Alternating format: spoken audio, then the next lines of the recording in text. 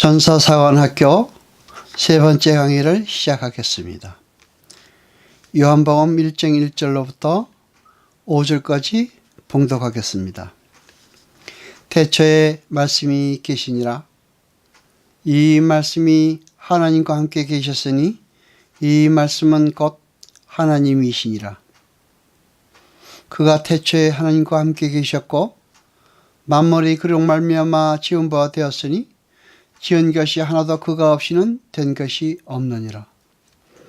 그 안에 생명이 있었으니 이 생명은 사람들의 빛이라. 빛이 어둠에 비치되 어둠이 깨닫지 못하더라. 아멘. 여러분, 요한복음 1장 1절은 태초의 말씀이 계시니라.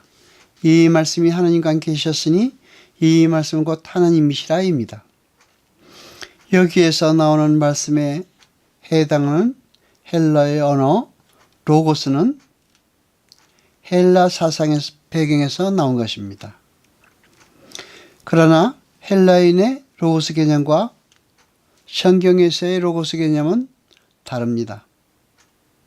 헬라인의 로고스 개념은 근본적으로 우주는 저 혼자 자연적으로 발생해서 존재하며 영속하는 것이라는 사상에 입각한 것이며, 이처럼 자연 발생한 우주와 역사 속에 보편적으로 내재한 법 또는 신적 정신이 바로 로고스라고 생각했습니다.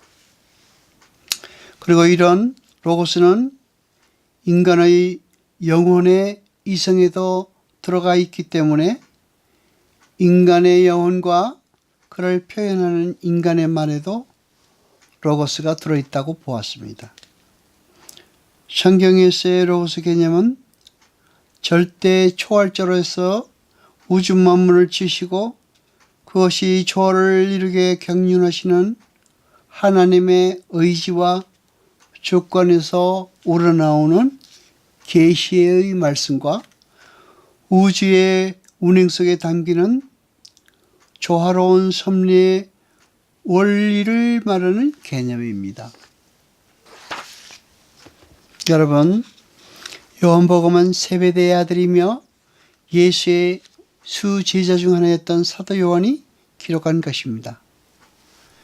요한복음의 기록 연대는 AD 85년에서 90년 사이로 봅니다. 또 요한은 말년에는 에베소 교회에서 설교와 저술로 보내다가 도미티안 황제의 기독교 박해 때에 반모 섬으로 유비되어 그것에서 하나님의 계시를 받고 여러분이 잘 아시는 요한계시록을 기록하였습니다. 처음에 그는 세례 요한의 제자였지만 후에 예수 그리스도의 제자가 되어 평생을 복음에 투신하였습니다. 요한복음에는 전부 7가지의 표적이 나옵니다. 가나안 혼인잔치에서 물로 포도주를 만드는 사건이라든지 모의 신하의 아들을 고치는 사건, 38년 된 병자를 고치는 사건, 오병이어의 사건, 무리를 걸으시는 사건, 날 때부터 소경된 자를 고치는 사건, 죽은 나사로를 살리는 사건입니다. 요한복음의 모든 표적들은 하나님의 재창조 사건을 설명하고 있는 것입니다. 그런데 여기서 우리가 알고 해야 되는 것이 있습니다. 그것은 네 복음서가 누구를 대상으로 했으며 어떤 주제로 기록되었냐에 따라서 약간의 다른 특징을 발견할 수 있다는 것입니다. 즉 마태복음은 당시 유대인들에게 그리스도의 왕되심을 부각시키고 있습니다. 왕으로서의 예수를 유대인들에 소개하고 있는 것입니다. 마가복음은 수신자가 로마인들입니다. 그리스도가 하나님 아버지에 대한 순종으로 세상의 종이 되었음을 중점적으로 말하고 있습니다. 마가복음에는 예수님의 탄생 기사가 생략되었습니다. 예수님은 섬김의 종이라는 것이 주제이기 때문에 바로 예수 그리스도의 섬김이 서두에 등장하는 것입니다. 누가복음은 헬라의 그리스도인을 대상으로 예수님을 사람의 아들로서의 완전하신 인간, 다른 말로 인자로 그리고 있습니다. 그래서 누가복음에는 동방박사가 왕을 경배하는 모습이 빠져 있는 것입니다. 요한복음은 예수 그리스도는 하나님이시며 오직 그분을 믿음으로서만 생명을 얻을 수 있음을 강조하고 있기 때문에 예수님의 사람으로서의 탄생 부분을 생략하고 말씀이신 하나님이 육신이 되어 이 세상에 오신 것부터 기록하고 있습니다. 여러분, 요한복음은 태초에로 시작됩니다. 요한복음 1장 1절은 말씀드린 바와 마찬가지로 태초에 말씀이 계시니라 이 말씀이 하나님과 함께 계셨으니 이 말씀은 곧 하나님이시니라 입니다. 아멘. 요한은 이 머리말에서 그리스도께서 육신으로 나타난 영원한 하나님이심을 선언하고 있습니다. 우리는 하나님을 떠나서 생명과 구원을 도저히 구할 수가 없습니다. 그리고 또 우리는 가르침이 명확하지 못한 상태에서는 우리의 믿음이 그리스도 안에 내주할 수가 없습니다. 다른 사람처럼 비슷하게 신앙생활을 하고 비슷하게 공부하고 비슷하게 설명을 드리면 비슷하게 하나님을 알 수 있습니까? 아닙니다. 여러분, 성경에는 태초에라고 시작되는 책이 3가지가 있습니다. 여러분이 잘 아시는 창세기, 요한복음, 그리고 요한일서가 태초에라고 시작됩니다.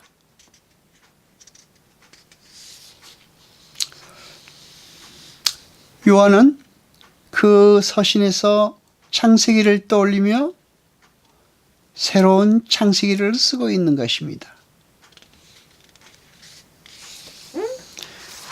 여러분, 창세기를 잘 보시면 태양이 창조되기 전에 채소와 과일이 자라는 것을 알 수 있습니다. 또 다른 빛이 존재하고 있는 것입니다.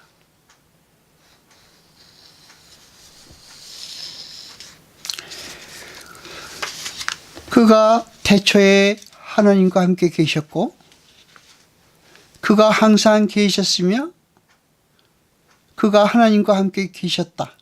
그리고 여기에 태초에라고 표현됐으므로 여기서 태초에는 모든 시간보다 이전의 상태를 말하고 있습니다. 만물이 그로 말미암아 지은 바 되었으니 요한은 말씀이 곧 하나님이라고 선언하고 그의 하나님 되신 속성을 선포한 후에 그리스도께서 하신 일을 통해서 그의 신성을 증명하고 있습니다. 여기에서 쓰신 만물이 정관사와 함께 쓰이면 한정된 시점을, 즉 현재의 시점만을 얘기하지만 정관사 없이 사용되어서 과거와 현재 그리고 미래의 모든 시점을 말합니다.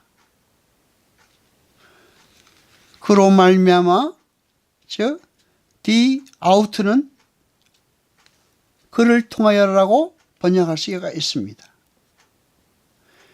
여기서 중요한 것은 이 말은 성부가 주관자 되시고 성자가 그 대리자가 되심을 나타내고 있는 것입니다. 그 안에 생명이 있었으니는 이 복음의 저자는 우리에게 하나님의 말씀에서 창조되었음과 함께 창조된 만물을 보존하는 것도 하나님의 말씀에 맡겨져 있다고 말하는 것입니다. 생명이라는 단어는 특별한 의미를 가지고 있습니다. 신약에서는 생명이라고 번역된 단어는 두 가지입니다. 비오스와 조에입니다. 비오스는 보통의 생활이나 생애를 말하고 조에는 죽음의 반대를 이야기하는 것입니다. 성경에서 성도가 누리는 영생은 살아있음만을 의미하지 아니하고 성도가 하나님 안에서 계속적으로 누리는 가장 높고 고상한 활력이 찬 영적, 도덕적 생명을 의미합니다. 이 생명은 사람들의 빛이라. 이 말은 인간에게 주한 생명은 일반적인 생명이 아니라 이성과 빛과 연합된 생명이라고 말하는 것과 같은 것이며 우리 인간을 다른 피조물들과 분리시키는 것입니다. 왜냐하면 우리는 하나님의 능력을 먼 거리에서 바라봄으로써 의식하기보다는 우리 자체에서 그 능력을 느낌으로써 그의 능력을 더 인식하고 있기 때문입니다. 하나님은 우리 안에 자기를 계시하시기 때문입니다. 빛이 어둠에 빛이 돼.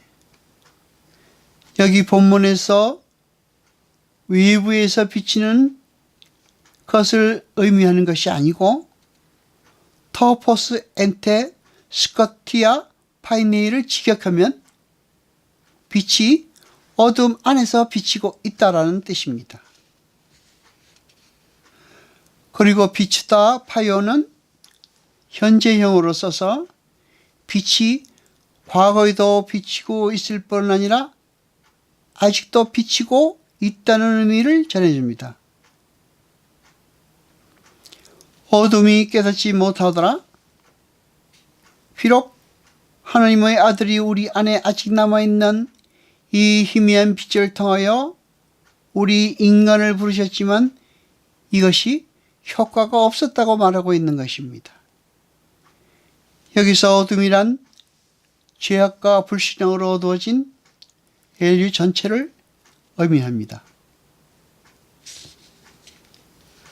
우리는 아버지 하나님의 거룩하신 영광이 우리 속에 나타나고 있는 것입니다. 요한복음 17장 18절에 아버지께서 나를 보내신 것 같이 나도 저희를 세상에 보내었고 라고 표시되어 있습니다. 성경은 하나님이 예수 그리스도를 보내신 것처럼 빛의 비춤을 받은 우리 성도들도 세상으로 보내심을 받은 사람들이라고 명확하게 기술하고 있습니다. 우리들도 육신이 된 말씀을 살아야 한다는 것입니다. 그리고 그 예수 그리스도 안에서 하나님을 알 수 있게 되는 것입니다. 그래서 성경은 영생은 하나님과 그의 보내신 자 예수를 아는 것이라고 정의를 내리고 있습니다.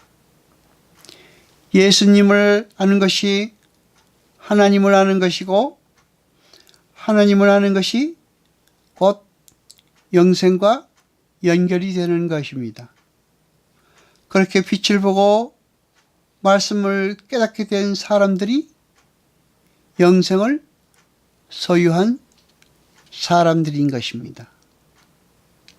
여러분, 우리에게 주신 하나님의 은혜를 깨닫고 영생은 영원한 것이며 하나님과 함께 생활한다는 것을 마음에 드시고